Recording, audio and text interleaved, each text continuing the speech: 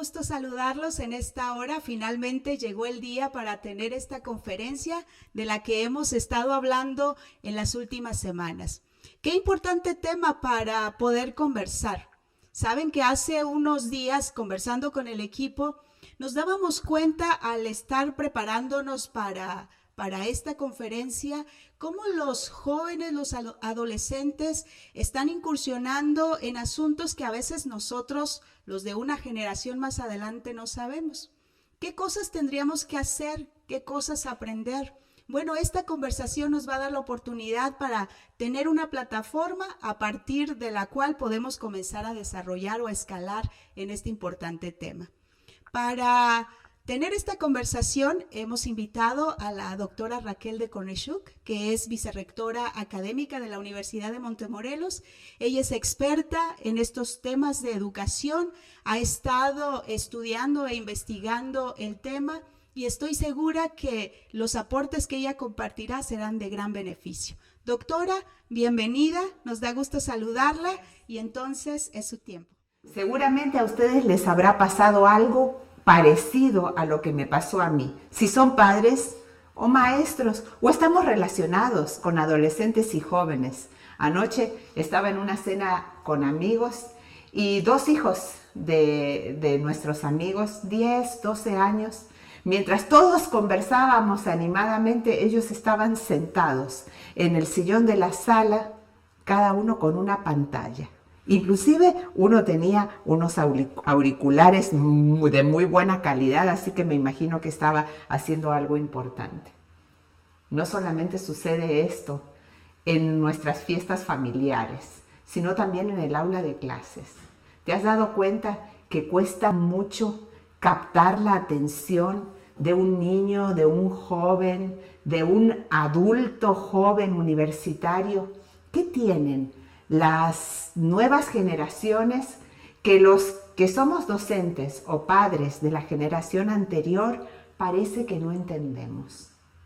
¿Cuáles serán los retos más importantes y cómo capitalizarlos y utilizarlos como una escalera, como un peldaño para poder fortalecer el aprendizaje? Quisiera conversar contigo de algunos aspectos y elegí 5, no tal vez porque sean los más importantes, sino personalmente a mí son los que más me llamaron la atención. Estaba leyendo en un estudio de investigación hace 2 o 3 días que aquellos que nacieron entre 1980 y 2000, es decir, los que tienen entre 15 y 35 años, pasan un promedio de 6 horas y media diarias en conexión. Y yo me pregunté, ¿y yo? Pues uso mi teléfono todo el día y tiene conexión a internet. Y a veces me interrumpe un WhatsApp o alguna información que me vende el paquete telefónico. Y parece que eso es más importante que lo que yo estaba haciendo en el momento. ¿Cómo son los adolescentes de esta generación? ¿Cómo somos nosotros, los padres y los maestros? ¿Y cuáles son los desafíos y algunas ideas para utilizar las características de los de la generación joven para capitalizarlos en el aprendizaje? Quisiera conversar contigo de 5 aspectos, 5. Que nos pueden servir para hacer un análisis y una reflexión. El primero tiene que ver con el control del aprendizaje. Yo entro a un aula con adolescentes y no quieren que yo les imponga el tema. ¿Te ha pasado? Quieren tener un control de su propio aprendizaje. Es más, quieren ser capaces de elegir cómo van a aprender, qué van a hacer. Quieren tener opciones y no quieren hacer 2 veces la misma cosa. Quieren cambiar totalmente, cada vez. No tienen miedo al cambio, son arriesgados. ¿Y cómo somos nosotros? Los que somos de la generación de los maestros o los padres. Nosotros aprendimos de una manera rígida, estable. El cambio era algo que tomaba mucho tiempo y había que pensarlo muy bien. Y es más, los adultos nos costará reconocer, pero somos resistentes al cambio. Nos cuesta cambiar. Y entonces, ¿qué podemos hacer con esta generación joven que está ávida de probar todos los días nuevas cosas y que quiere tener el control? Entre la generación adulta y la joven podemos encontrar un desafío y un área de oportunidad. El desafío que yo veo es que sea relevante el aprendizaje, que lo que aprendan ellos sientan que lo necesitan, que lo están eligiendo y que es la mejor opción. ¿Cómo podemos hacer que el aprendizaje sea relevante y que ellos puedan tener el control? A mí me funciona diciéndole a mis estudiantes qué es lo que espero que ellos puedan desempeñar y darme cuentas al final de la materia. Y entonces ellos pueden elegir diferentes maneras de alcanzar esto. Es por eso, tal vez, que se ha tornado muy popular últimamente el uso del portafolio, donde el estudiante elige qué hace para aprender, elige la mejor manera como demostrarlo y entonces lo demuestra reflexionando sobre esto. Es una manera maravillosa de optimizar las ventajas de la generación joven con los desafíos nuestros. Otra de las características que he notado es que los de la generación joven nacieron con la computadora. No solo con la computadora, con cualquier pantalla. Un niño pequeño de 2 años sabe manejar un iPhone muchísimo mejor que sus papás y sus abuelos. Fíjense, todos saben que pueden encontrar la información si lo buscan en Google, ¿verdad? ¿Y recuerdan ustedes cuándo surgió Google por primera vez? 1998. Es muy joven. Y que lo ponen en Wikipedia y no será la información académicamente más confiable, pero es lo suficiente como para saber de qué se trata. Y es más, la generación joven no usa una tecnología, quieren probar todas. ¿Y notaron ustedes cuán rápido se van las modas y cómo van migrando de una tecnología a otra? Pues es que el cambio es demasiado atractivo, no nos podemos quedar estáticos. Pero los que somos de una generación anterior, que no nacimos con todas estas herramientas tecnológicas, nos da un poquito de miedo incursionar en la tecnología. Y entonces nos resulta muy fácil mirar las desventajas de la tecnología. Y uno de los retos que me imagino que has descubierto al igual que yo en el aula o en la casa es que la tecnología puede ser una distracción y podría entorpecer el aprendizaje. Es más, la tecnología cuesta y podríamos decir que nuestra aula estaría fuera del alcance. Sin embargo, si nosotros como padres o como docentes reenfocamos la tecnología de modo que evitemos los distractores y no necesitamos usar la tecnología de punta, los estudiantes con un teléfono, casi cualquiera, pueden hacer una filmación y la pueden presentar como un trabajo de clase. No tendrá la calidad y los píxeles de una película profesional, pero cumplirá el propósito de mantener el interés de los estudiantes, de hacer el uso que le resulta relevante para el aprendizaje, y a nosotros nos permitirá optimizar las características y los talentos y las condiciones de la generación joven con un objetivo de aprendizaje. El tercer elemento que he encontrado tiene que ver con las relaciones, la conexión. La generación actual está conectada constantemente a través de las redes sociales, y de hecho no de una sola manera, sino de muchas al mismo tiempo. Y las utilizan a todas.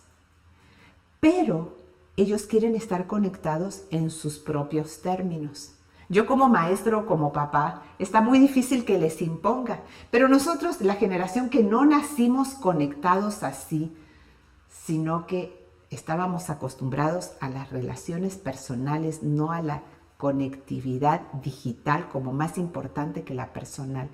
Tenemos muy poca capacitación como padres o maestros para utilizar las herramientas de la tecnología para hacer un trabajo colaborativo.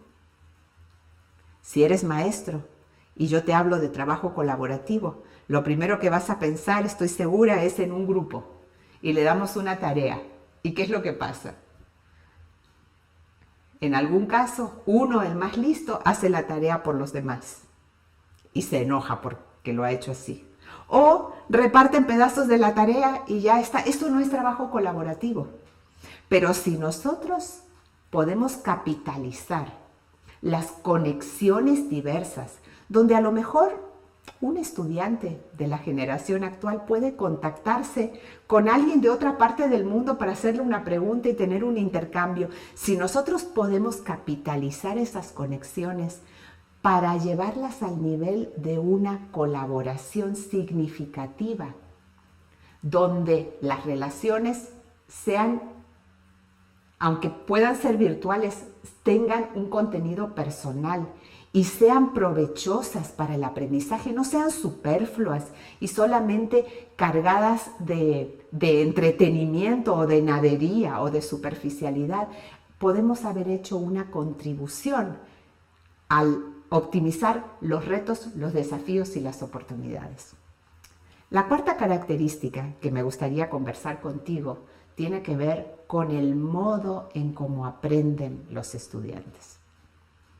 Nosotros estábamos acostumbrados cuando estábamos en las aulas a sentarnos y tomar nota de los maestros. Eso no funciona más. Ellos quieren poner las manos en funcionamiento, hacer cosas y es más, hacer muchas al mismo tiempo, porque están acostumbrados a hacer muchas cosas a la vez y saben, creen que pueden, no tienen miedo a ninguna barrera. Me dices y yo lo hago, yo puedo. Y nosotros como padres y maestros nos da vértigo pensar que nuestros niños y jovencitos tienen la confianza de poder hacer algo que está más allá de sus capacidades. Y oh sorpresa, es probable que sí lo puedan hacer. Es más, se equivocan, lo corrigen y siguen adelante. En ese sentido, probablemente la corriente contemporánea educativa que orienta el aprendizaje a partir de las competencias, es decir, donde se muestra claramente lo que se espera que el estudiante sepa hacer y con qué conocimiento de trasfondo y con qué actitudes o valores, y todo eso se conjuga en una cosa. Yo he encontrado que es lo más fácil, lo más apropiado para poder utilizar esa energía que tienen los estudiantes de aprender haciendo, con la capacidad de hacer muchas cosas a la vez, aunque a lo mejor con cierta superficialidad, y uno puede optimizar su confianza en el logro de su propio aprendizaje. Y finalmente, quisiera conversar de otra característica de los de la nueva generación, y tiene que ver con el manejo del tiempo.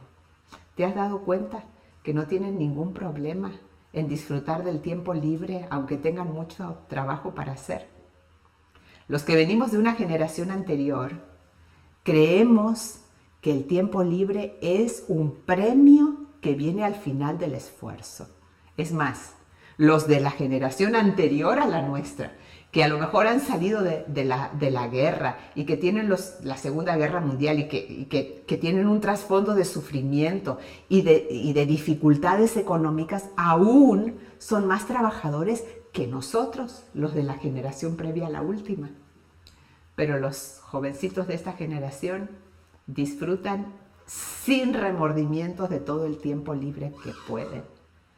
¿Cómo podemos capitalizar esta característica con nuestro aporte de adultos para favorecer el aprendizaje? Esta característica de los jóvenes nos hace pensar que en la escuela o en el hogar necesitamos hacer énfasis en el desarrollo de los hábitos, que aparecen como olvidados, pero que si los fortalecemos, nos van a ayudar a potencializar todas las otras características de la generación joven. Los jóvenes están allí, ellos saben que son el futuro, tienen esperanza y confianza en sus propias capacidades, y eso es algo que debemos valorarlo, y en lugar de aplastarlo, ponerlo en una plataforma que los lleve a nuevos desarrollos. Quiero desafiarte a que mires entre los jóvenes que están a tu alrededor si algunas de estas condiciones que hemos hablado son muy evidentes y que te analices cómo reaccionas tú ante ellas y cómo podrías reenfocar el aprendizaje, tratando de incorporar algunas cosas nuevas. ¿Has hecho algo al respecto? Tal vez alguno de ustedes tiene alguna pregunta o algún comentario y podríamos conversar sobre esto en algunos minutos que nos quedan. Wow, yo quedé así como picada. Es un tema tan sabroso que yo estoy en el negocio de la educación, soy mamá también, tengo hijos adolescentes, así que es algo que quisiera escuchar más. Mientras nos hacen llegar sus comentarios o sus preguntas, yo quiero iniciar este momento de preguntas. Antes quiero decirles que sus preguntas las pueden hacer llegar a través del chat. Ustedes las escriben allí y una compañera que nos ayuda en estos asuntos técnicos nos va a pasar las preguntas. Así que mientras ustedes escriben su comentario o su pregunta, quiero comenzar. Doctora, soy maestro y veo que esto es una realidad en mi salón de clases. ¿Por dónde comienzo? ¿Será que primero tengo que conocer a fondo estas características de los estudiantes o me preocupo porque haya tecnología en el salón? ¿Por dónde comienzo? Ay, qué buena pregunta. Yo no creo que necesitamos conocer mucho a fondo más, porque los estudiantes a gritos nos muestran lo que quieren y lo que es relevante. Yo diría que el primer planteo es cómo hacer relevante mi aprendizaje. Si yo quiero que ellos aprendan, pero si yo soy un profesor de historia antigua, ¿qué le importa al adolescente la historia antigua? Es decir, es más, me va a preguntar, ¿y eso para qué me va a servir? Entonces, si me va a servir, yo no le puedo decir para aprobar la materia, para tener la nota final. Entonces, ¿cómo puedo hacer atractivo y relevante ese aprendizaje? Y es más, yo creo que los estudiantes podrían darnos ideas sobre esto. Porque si nosotros se los preguntamos, ellos no tienen miedo. Y es más, nosotros le podríamos preguntar, ok, ¿cómo puedes hacer relevante esto? ¿Y qué puedes hacer tú para demostrarme que esto lo sabes y lo sabes hacer? Es decir, tratar de convertir, de irnos más allá del conocimiento teórico, que en nuestra generación parece que es muy importante y a la nueva no le importa. Es decir, le importa más hacer y bueno, cuando hago y necesito más conocimiento, entonces lo voy a buscar. No que necesito tener todo el conocimiento y después a ver cómo lo aplico. Entonces, si nosotros entramos en su dinámica y le preguntamos, ellos nos van a dar ideas y no tenemos que tener miedo de eso, ¿no? Es decir, salirnos de esa coraza que nos da miedo. Interesante, justo yo estaba pensando en eso, porque de pronto, ¿cómo yo en mi papel de maestro, de autoridad, voy a preguntarle? ¿Qué tal si eso ellos lo perciben como falta de capacidad?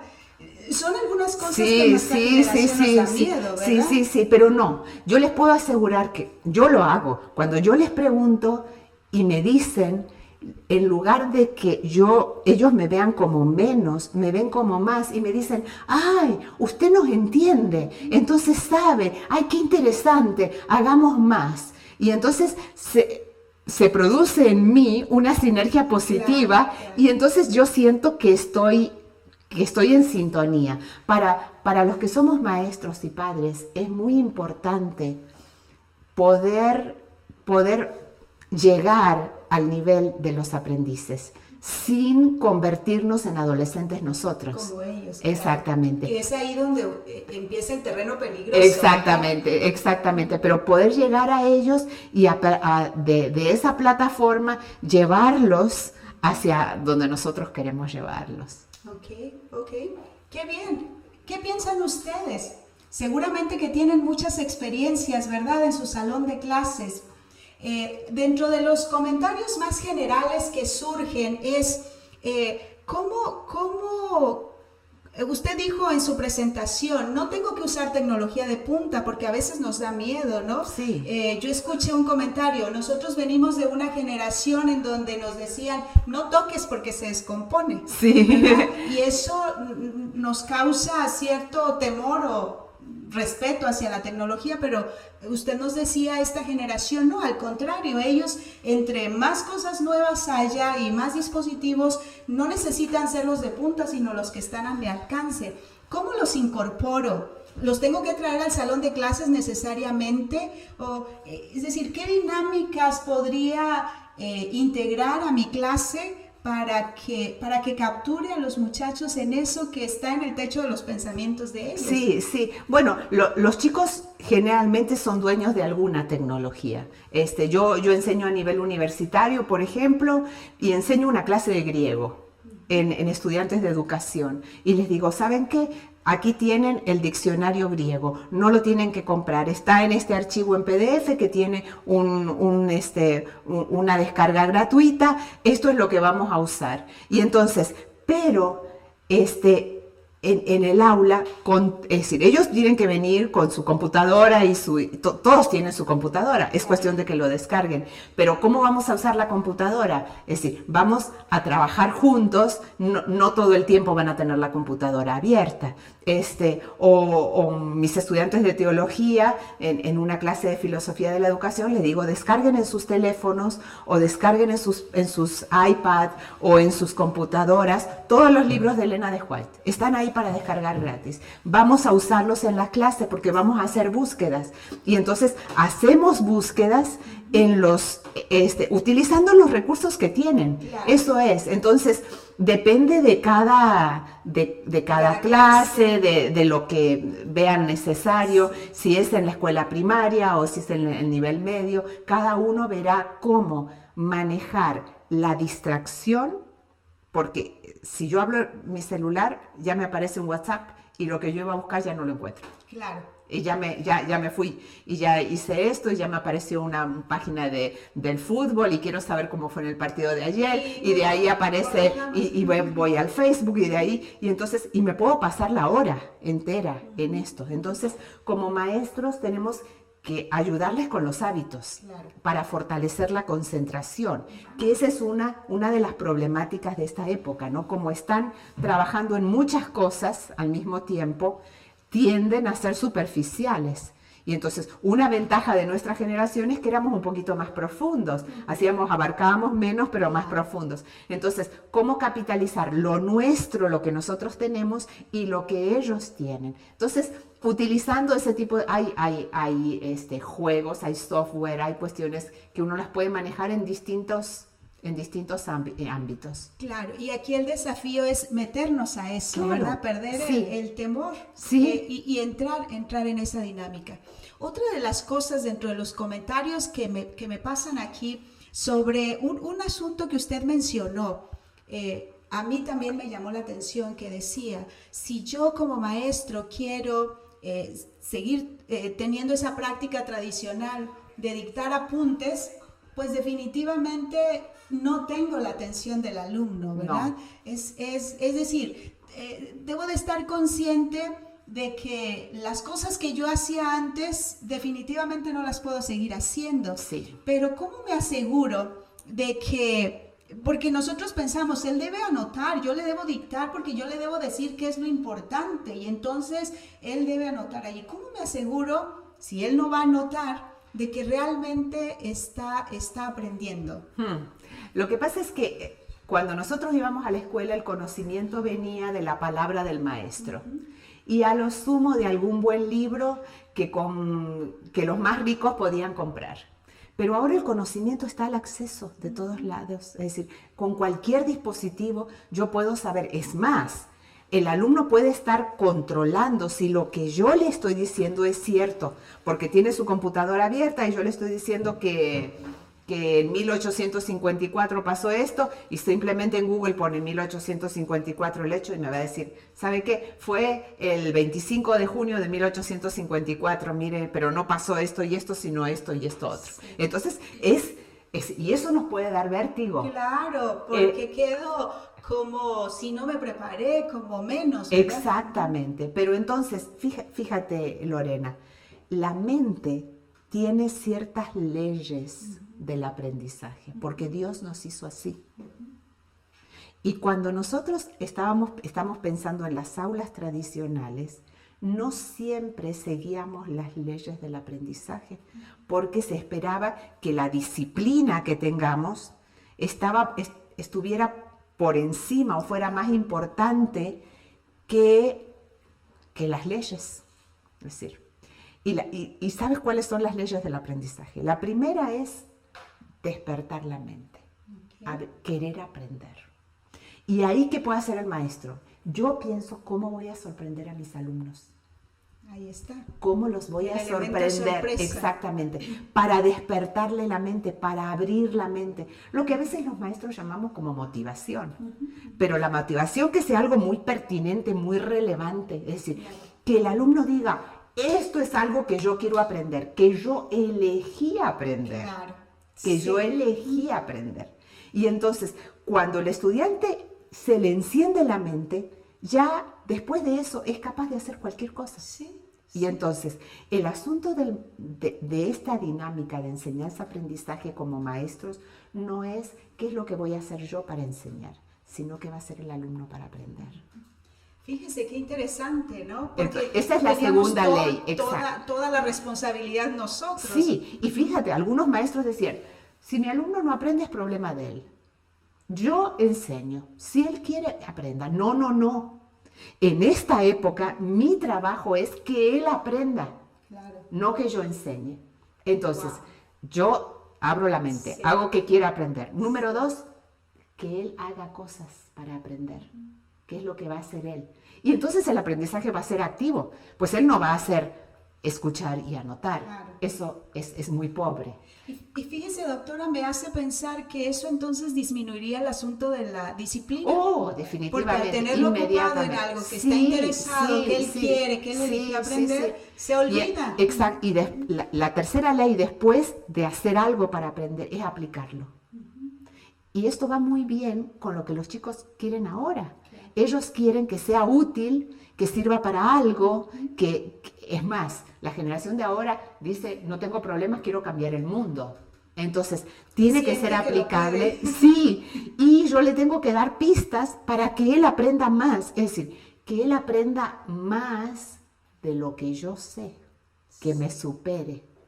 Y no por eso voy a hacer menos, voy a hacer más. Él después va a decir, con esta maestra yo aprendí aquí y me abrió la puerta para hacer más. Wow. Sí, eso es.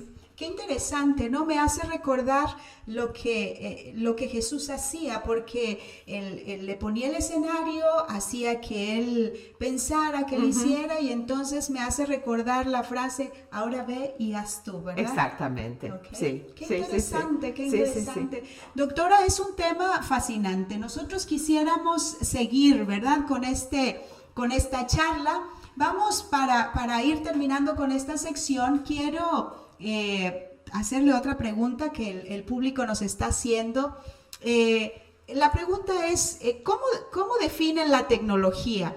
Voy a leerla para ser bien precisa. Los profesionales de la informática están enviando a sus hijos a escuelas primarias sin ninguna exposición a la computadora. ¿Qué opinión tiene sobre esto? Sí, bueno, la tecnología es todo lo que no es naturaleza. Esa es la verdad. Y en ese sentido, un banco es tecnología, el GIS es tecnología, pero en el mundo en el que estamos, generalmente estamos hablando de la tecnología de la información, de la búsqueda de la información y de la comunicación, que esas son las tecnologías que más hacen furor. Hay tecnologías y esas son las tecnologías que nos sirven para aprender o no. Yo acabo de asistir a un congreso de docentes en los Estados Unidos y había una serie de ofertas de programas o de elementos de tecnología de la información que servían para aprender. Y de eso hay muchísimo. Claro. Algunos son más valiosos, otros son menos valiosos. Así que en el término de la charla de hoy, yo creo que podemos hablar de la tecnología de la información y la comunicación, que es la que hace un boom y la que nos hace más ruido intergeneracional, ¿no? Ahora, respecto de que los chicos, los hijos de los grandes gurús de la informática no mandan a sus hijos a lugares sin computadora, eso dice la información. No sé si es cierto o no. Lo que sí yo les puedo decir que a mí me consta es que hay instituciones universitarias en los Estados Unidos, de las más serias, que no tienen acceso a la Internet. Es decir, y hay escuelas que son Internet free, es decir, sin Internet, sin esas tecnologías. Y lo hacen con el propósito de favorecer la reflexión y el estudio profundo en contra de la superficialidad. Tiene sus ventajas y sus desventajas. Claro. Es decir, nosotros estamos en un mundo, nuestra generación, la generación joven y la nuestra, puede ser que seamos adictos a estas cosas sin quererlo y nos afectan la profundidad de nuestro pensamiento y la capacidad de concentración. Si nos afecta eso de ese tamaño, nos afecta la capacidad de distinguir la verdad del error. Y finalmente nos afecta moralmente y nos puede afectar hacia la salvación.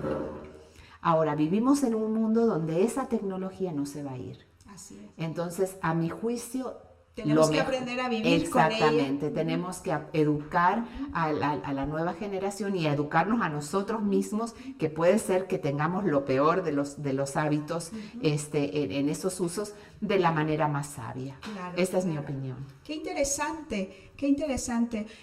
Yo pensaba mientras la escuchaba sobre este asunto, los estudiantes de esta generación han crecido con una sobreestimulación.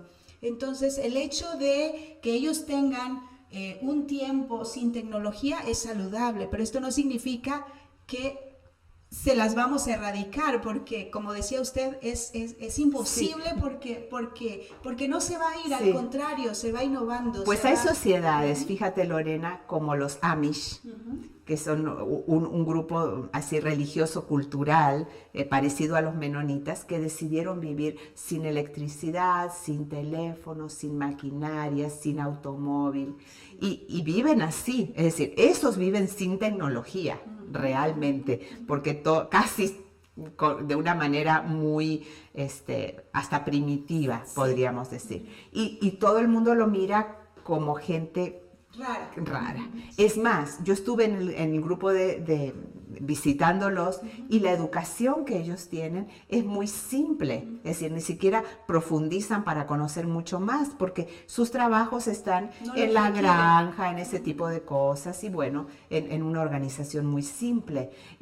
Pero nosotros vivimos en un mundo complejo y tenemos que aprender a vivir en ese mundo complejo, a desarrollarnos profesionalmente, a cumplir incluso la misión de Cristo en ese mundo complejo. Y no podemos despegarnos de la tecnología, pero debemos aprender a usarla. Y yo creo que el hogar o la escuela tienen unos roles que son muy importantes y como no sabemos cómo hacer y cómo equilibrarlo, por allí vamos intentando, ¿no? Ensayo y error.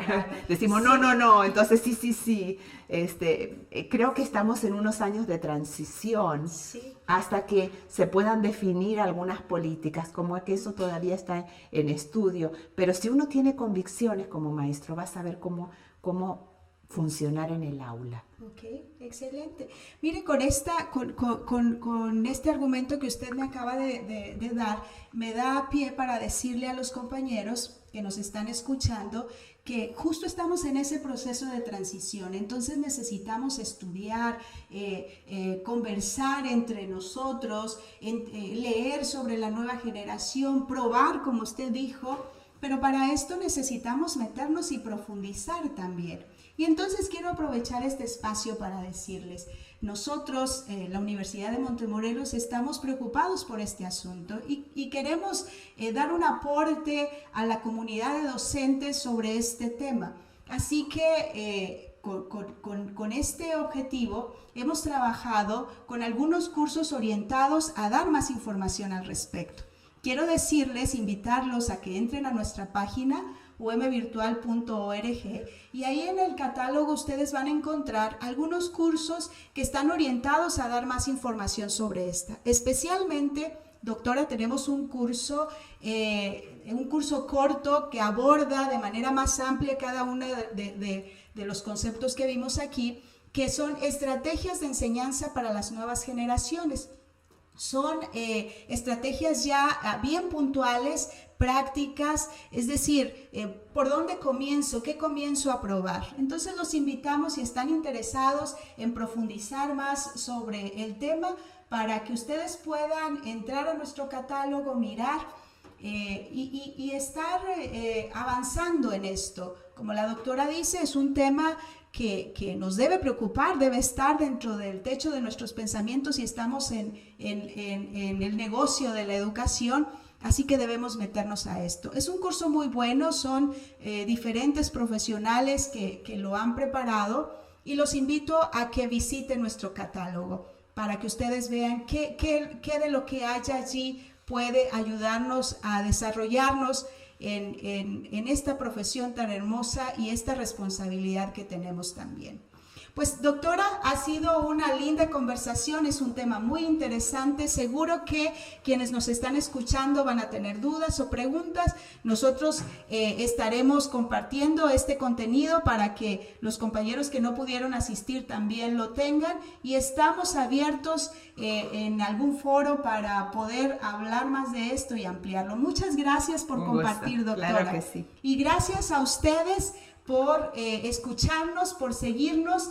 Quiero decirles que UM Virtual tiene el propósito de cada mes estar compartiendo un webinar como esto en distintas áreas. A este proyecto que le hemos llamado Proyectum Innova y tiene esa intención, identificar temas desafiantes, invitar a expertos para que nos pongan esa plataforma. Es como un trampolín solamente que nos invita a ir avanzando, a ir descubriendo o aproximándonos al nuevo conocimiento. Muchas gracias por asistir, que tengan una linda noche y nos encantó estar con ustedes. Gracias.